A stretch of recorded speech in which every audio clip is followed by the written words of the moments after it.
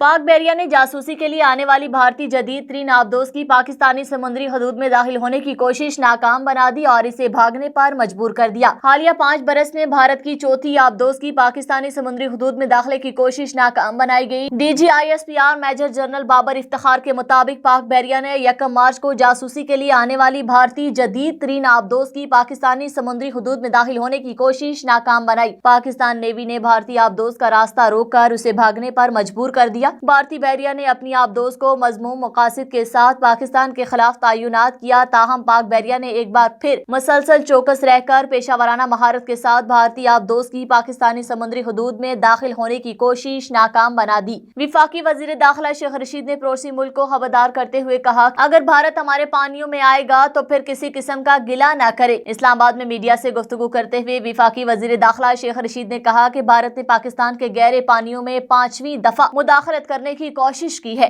گزشتہ سال کوشش کی تھی تو سب میرین کو پکڑ لیا تھا لیکن مارا نہیں۔ انہوں نے کہا کہ ہم پرامن قوم ہیں، اس لیے ہم نے بھارت کو وارننگ دے کر چھوڑ دیا ہے۔ کل بھی ہم نے ان کو متنبع کیا، لیکن ہر چیز کا ایک وقت ہوتا ہے۔ ہماری طرف سے یہ آخری وارننگ تھی اور اگر اب بھارت ہمارے پانیوں میں آئے گا تو ہم سے گلہ نہ کرے۔ وزیر داخلہ نے مزید یہ بھی کہا کہ ہماری عظیم فوج ہے اور ہماری پاکستان بحریہ کا عظیم جذبہ ہے۔ کوئی پاکستان کے بری بحری اور فضائی حدود کی طرف میلی آنکھ سے نہیں دیکھ سکتا۔ حق اور سچ کی آواز،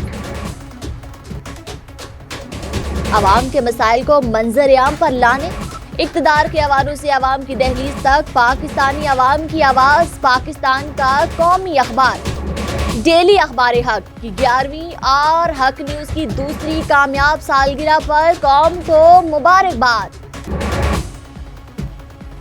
12 کلر صفحات پر مشتمل ڈیلی اخبار حق نے ایک اور سنگ میل عبور کر لیا۔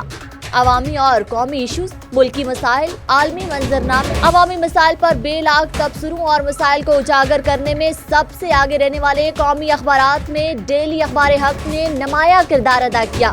ملک میں جمہوریت، قانون کی حکمرانی اور عوام کی آواز کو اقتدار کے ایوانوں تک پہنچانے کے لیے پرعزم میری اور آپ کی آواز ظلم کے خلاف ڈیلی اخبار حق، حق نیوز۔